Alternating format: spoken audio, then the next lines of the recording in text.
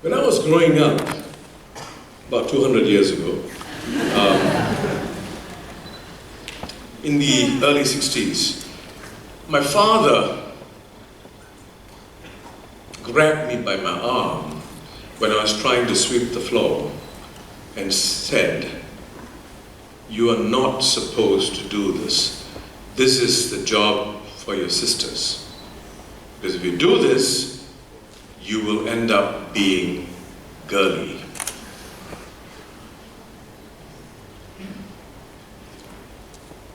I believed him.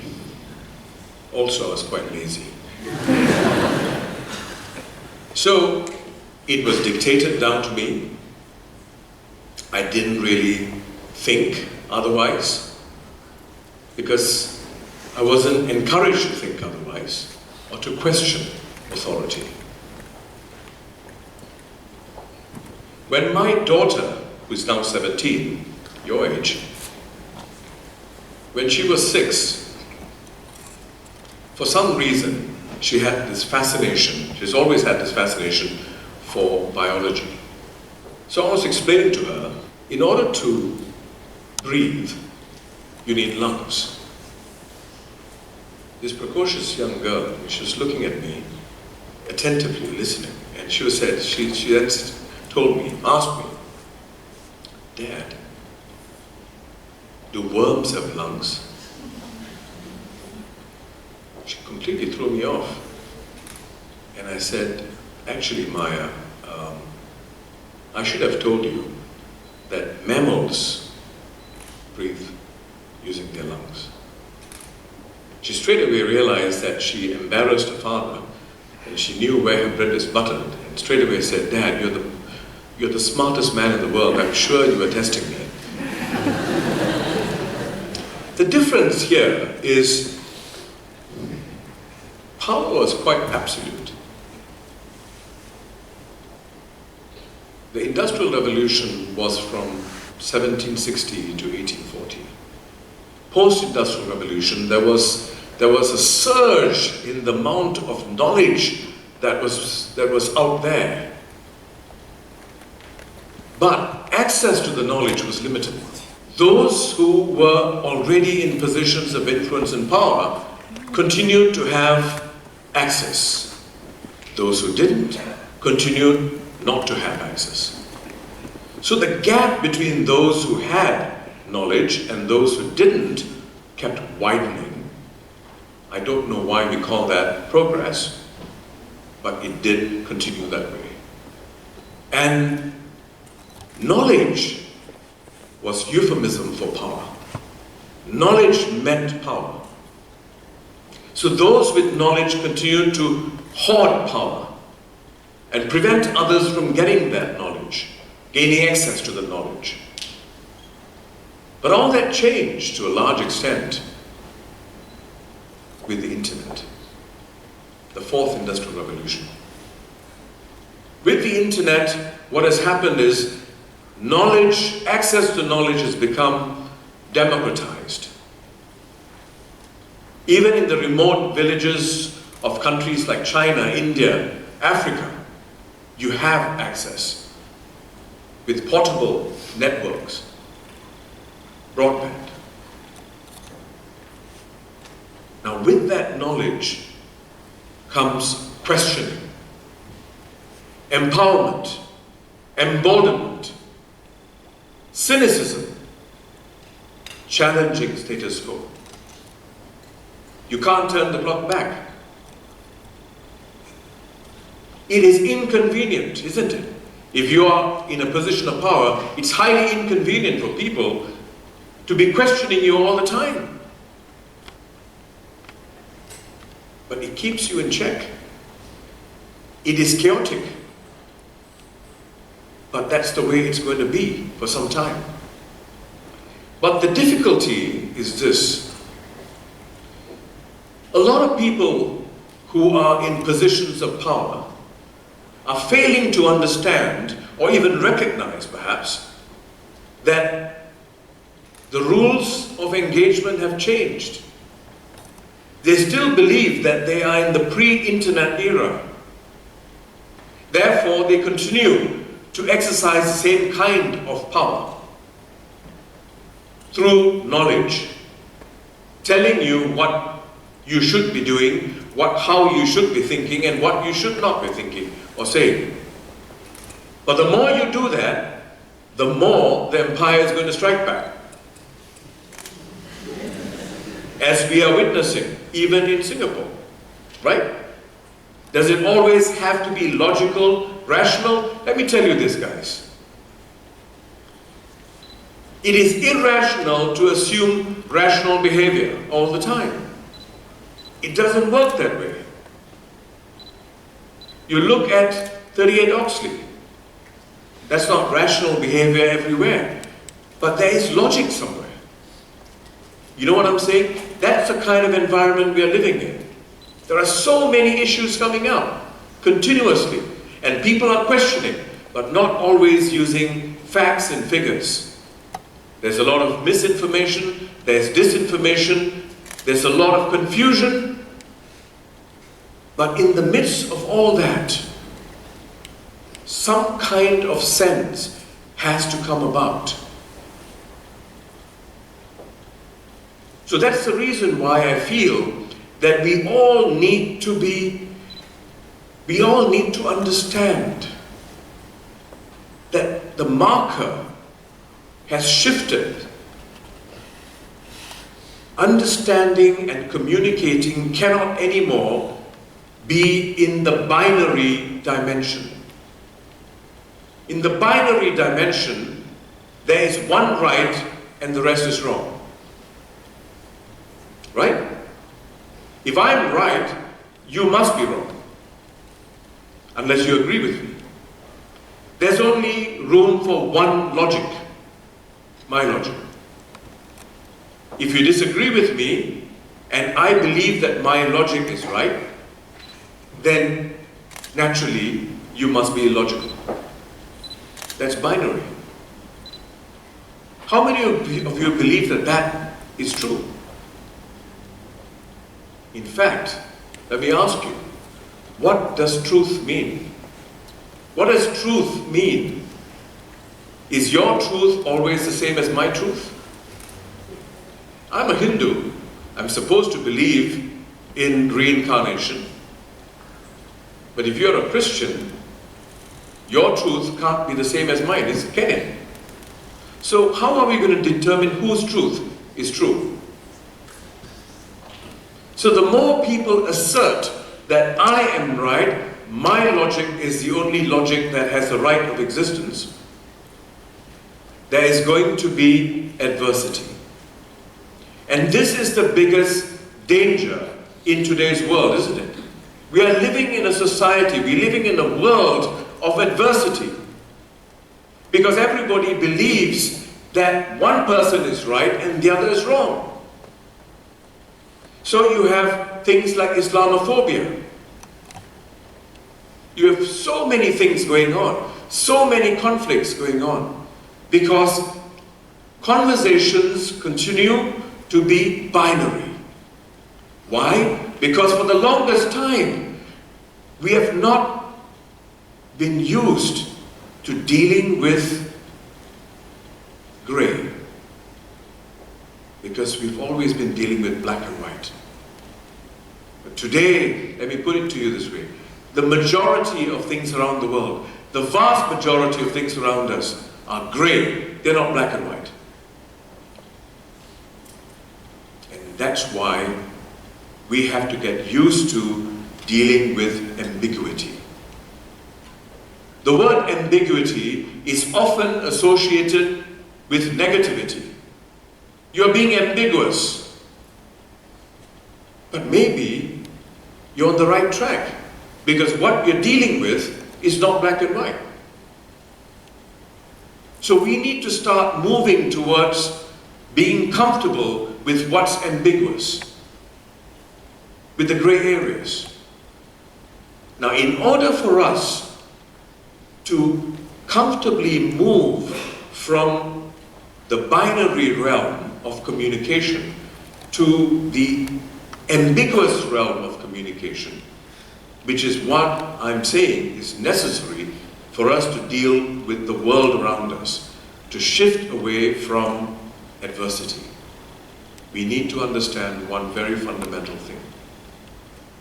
It's called partisan perception.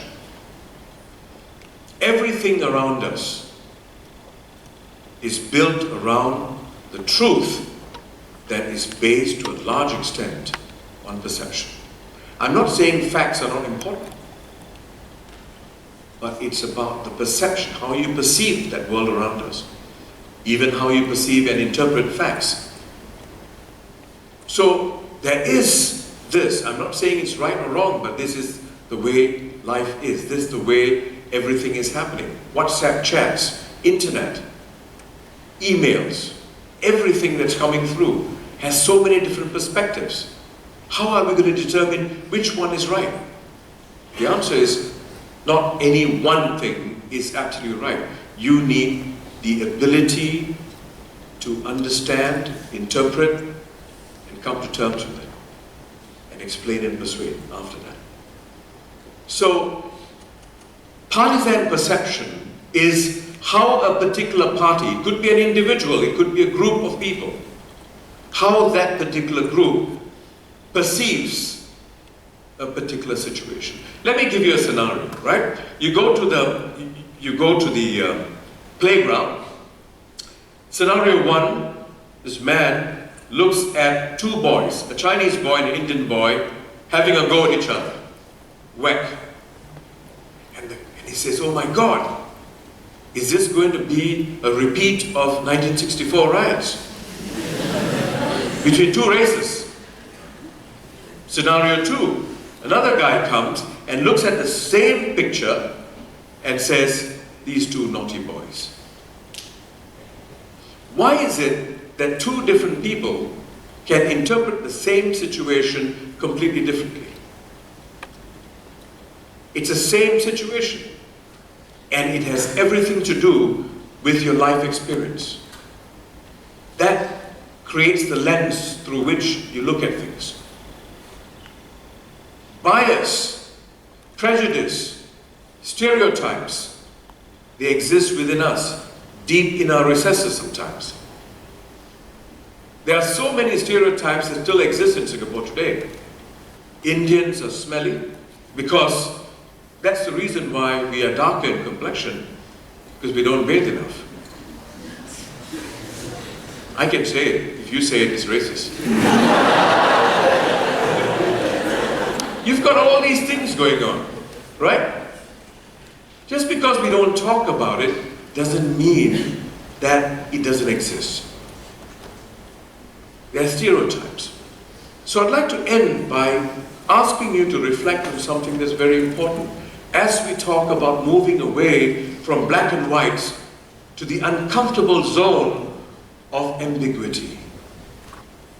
For good reasons, we have, for the first 50 years of our existence, focused on building harmony.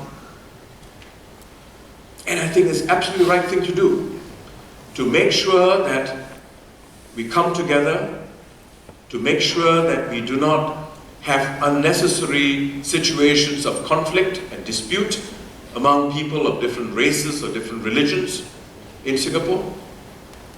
Because we didn't want a repeat of 1964, the riots. And because all these things will distract us from building our nation together. Absolutely the right thing. But I put it to you, is it possible that too much of emphasis on harmony could actually inhibit our ability to be truly cohesive? Because when we focus on harmony, we focus on being politically correct. I may dislike you. I may dislike the way you look. I may dislike your race or your religion. But for political correctness, I am not going to articulate it because I'm not allowed to, because of harmony. But if I don't start talking about it, how do I start understanding that my own notions are bigoted? That they could be wrong, my assumptions. So I am saying that if we are prepared to move from the black and whites to ambiguity, we will actually, much as it's inconvenient, much as feathers could get ruffled, we need to start talking about these things, arguing about these things, so that we actually come to understand each other better. You will not find a happily married couple who hasn't fought. As they say, after each fight, you get closer, because you get to understand each other. You get to understand what irritates the other person, what offends the other person. So if we want to continue to become truly cohesive, then we need to be prepared to go into the zone that makes us uncomfortable. But that will give us confidence in dealing with each other. I want to end by sharing this anecdote with you. When I was growing up in this place called Kampung Baru, plenty of Chinese-dominated area, Indians, Malays as well, we used to play. So we had this group of us called Secret Seven, not very original. And the mix of Chinese, Indian, Malay. But the Chinese boys, whenever they did something wrong, the mothers would tell them, you know, you keep doing this, the Mankali will come and catch you. By the way, it's Bengali. Why is it, how did Bengali become Mankali? I have no idea. But anyway, the Mankali will come and catch you. And we had this, the Chinese guys had this picture of this 8-foot tall monster that will come and grab you. And for us Indian and Malay boys, we were told if you do something wrong, the Karanguni man is going to come and catch you. So we had this picture of this huge monster Karanguni man. But then we got together and we said let's find out whether our parents are lying to us. They're not supposed to, but they're not gods. So we decided in the evening, these two guys usually come in the back alley. So all the doors had a peephole. Okay. And to cover the peephole, we would have a nail, and then we had the glucose tin cover that will swing by and cover it. So when you peep, you open it that way and look at it. So it was the Mankali who was coming. And we looked, he came. It's always during dusk. He came, and then they said, okay, Mankali coming, the Indian boys must walk first to go and talk to him. Okay. So I could now walk in front. I was walking with the Chinese boys behind. I went to him and I started talking to him, shivering. He was about this tall, not exactly 8 foot, but this tall, skinny. And he said, no, I just sell yogurt. He was there to sell yogurt, which in Tamil is Thairu. And he called the Chinese boys and he said, come, I give you yogurt. And he gave each of us a small cup of yogurt. This is called yogurt diplomacy. And to this day, I tear every time I look at yogurt. Because I recall that moment. And then it was a Karanguni man. Came again as the sun was slowly setting. And this time, of course, the Chinese boys had to go in front. The Karanguni man was even smaller. His whole body was wrinkled. And he was so tanned that he could pass off for an Indian Karanguni man. She went to him, and likewise, he was so affectionate towards us. And the point I'm making is, if we didn't get close enough to each other, we didn't hang out with each other and start questioning and asking, is it true? some of these stereotypes, which may have come about sometimes with the best of intentions, may continue to reign our lives and ruin them as a people. So I just want you to think about it. Thank you. Thank you very much, Mr. Viswa. With this, we've come to the end of our 5 talks we have scheduled for you.